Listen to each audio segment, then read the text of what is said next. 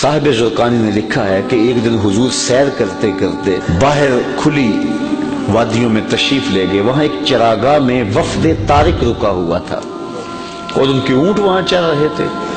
ایک سرخ رنگ کا اونٹ حضور کو پسند آ گیا. اہل قافلہ سے کہا کہ اونٹ بیچتے ہو؟ انہوں نے کہا بیچتے ہیں. حضور نے پوچھا انہوں نے نہ بھی بیچنا ہوتا تو کہا بیچتے ہیں.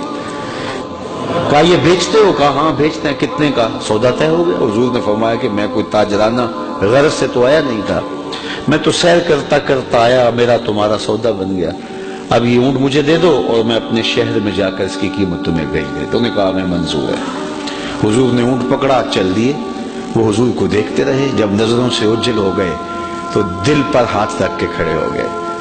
تھوڑی دیر کے بعد سکتے سے باہر آئے تو ایک دوسرے سے پوچھنے لگے, یار ایک شخص آیا اونٹ ادھار لے گیا, تم نے اس کا پتہ بھی نہیں پوچھا. جب کسی کو نقد سودا دیتے نا تو اس کا پتہ آپ پوچھنے کی ضرورت نہیں محسوس کرتے, لیکن ادھار دیں تو یا آپ اسے جانتے ہوتے ہیں یا درمیان میں کوئی ضامن ہوتا ہے یا کوئی چیز گروی رکھتے ہیں. تو کہا ایک شخص آیا, اسے تم جانتے نہیں, اس نے اپنا پتہ بھی نہیں بتایا, اونٹ بھی قیمتی اور وہ لے گیا. یار کسی نے اس کا پتہ ہی نہیں پوچھا, نہ اس نے کوئی شے گروی رکھی, نہ کوئی ضامن دیا, تو تم نے کسی نے بھی پتہ نہ پوچھا. ایک بولا یار جب وہ باتیں کرتا تھا منہ سے پھول جھڑتے تھے, میں تو اس منظر کو دیکھتا رہ گیا. دوسرا بولا یار میں تو اس کی زلفوں کے پیچ و خم میں کھو گیا. تیسرا بولا میں تو اس کی آنکھوں میں ڈوب گیا, کیا خوب سجن دیاں اکھیاں نے. کہا جو بھی ہوا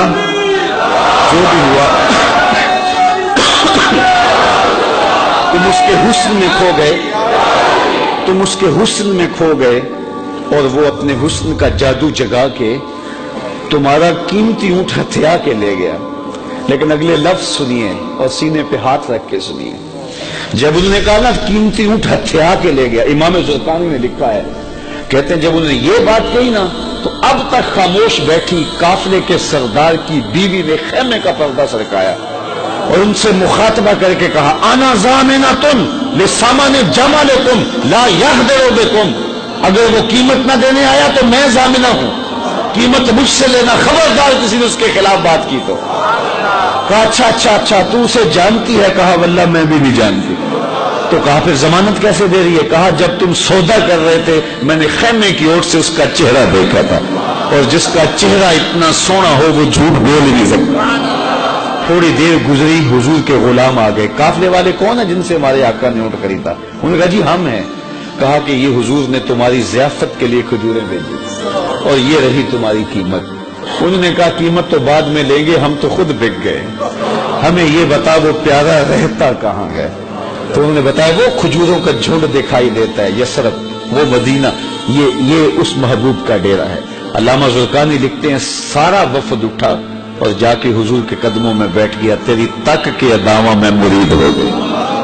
تو ایسا حسن اللہ نے اپنے محبوب کو دیا جو دیکھتا وہ دیکھتا ہی رہ جاتا. دیکھنے والے کہا کرتے اللہ اللہ, یاد آتا خدا دیکھ کے صورت تیری. دعا کرو اللہ ہمیں حضور کی زیارت نصیب فرمائے. یہ آنکھیں اس قابل تو نہیں ہیں لیکن مالک تو کرم کر, ہم تیرے محبوب کا نام لے رہے ہیں, حضور کی زیارت دے دے.